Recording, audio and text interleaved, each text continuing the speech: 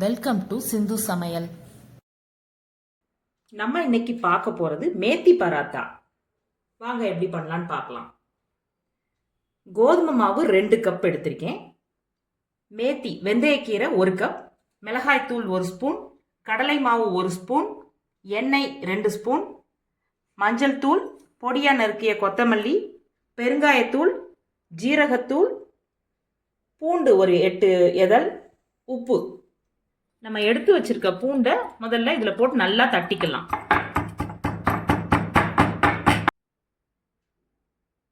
ஒரு பாத்திரத்தில் ஃபர்ஸ்ட் நம்ம எடுத்து வச்சிருக்க கோதுமை மாவை சேர்த்துக்கலாம். தேவையான அளவு உப்பு சேர்த்துக்கலாம்.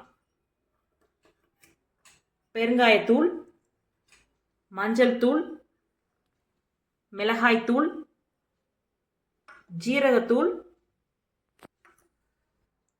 கடலை மாவு, கொத்தமல்லி தழை,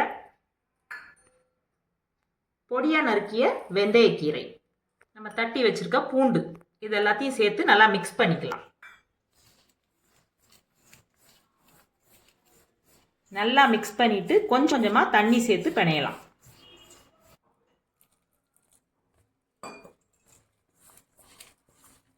நல்லா பிசைஞ்சிட்டேன். இப்போ ஒரு 2 ஸ்பூன் எண்ணெய் சேர்த்துக்கலாம். எண்ணெய் சேர்த்துக்கிட்டு கொஞ்சம் நல்லா பிசைஞ்சு வச்சுருவோம். பிசைஞ்சு ஒரு தட்டு போட்டு மூடி வச்சுருவோம். ஒரு 1/2 அன் ஹவர் ஊறட்டும். இந்த மாதிரி கோதுமை மாவை எடுத்து தேய்க்கிற இதில் போட்டு கொஞ்சம் தேய்ச்சிக்கலாம். இந்த உருண்டையும் எடுத்து இதில் நல்லா ஒரு பெரட்டிக்கிடுவோம்.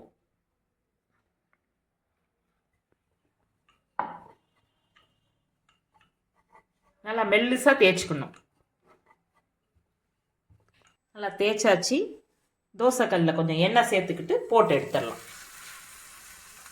ஒரு பக்கம் நல்லா வெந்துருச்சு, திருப்பி போட்டுக்கலாம். இன்னும் கொஞ்சம் எண்ணெய் சேர்த்துக்கலாம். நல்லா வெந்துருச்சு, இப்போ எடுத்துடலாம். நல்ல ஹெல்தியான மேத்தி பராத்தா ரெடி ஆயிடுச்சு. இதுக்கு தொட்டுக்கிறது கூட எதுவுமே தேவையில்லை.